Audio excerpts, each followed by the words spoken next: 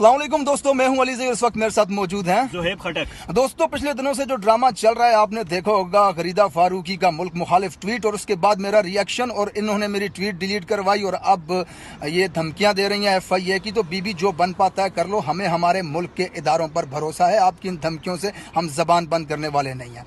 अच्छा, हमेशा इन्होंने मुल्क मुखालिफ प्रोपेगेंडे किए हैं और पॉइंट स्कोरिंग की है। अब फिर से ये शोशा छोड़ रहे हैं कि PTI के सोशल मीडिया सेल इनके खिलाफ ऑफिशियल पेजेस प्रोपेगेंडा कर रहे हैं, इनकी ट्रोलिंग कर रहे हैं। तो एक चीज मैं आपको बताता चलूं, हमारा PTI के किसी ऑफिशियल पेज या अकाउंट से कोई ताल्लुक नहीं है। ये हमारे इंडिविजुअल पेजेस और अकाउंट हैं। हम जाती तौर पर आपको जवाब दे रहे हैं। इस वक्त सारे पाकिस्तानी जो आपकी लितरौल कर रहे हैं ना, वो PTI के सोशल मीडिया सेल का हिस्सा नहीं है, वो आम पाकिस्तानी है। तो बजाय इल्जाम लगाने के और पॉइंट स्कोर करने के, feel the power of a single common patriotic Pakistani. और यहाँ पे मैं बात करना चाहता हूँ कि आप सारा दिन कौम को ये मंजन बेचते हैं कि आज़ादी राय होना चाहिए, आज़ादी राय होना चाहिए। वो आज़ादी राय क्या आप वो जो है राइट रखते हैं, वो एक कॉमन पाकिस्तानी नहीं रख सकता। आपसे सवाल पूछा गया सिंपल कि वो आपने ट्वीट क्यों किया, और अगर आप समझती हैं कि वो ट्वीट सही था तो आपने डिलीट क्यों किया। इस बात का जवाब दीजिए पाकिस्तानी कौम को।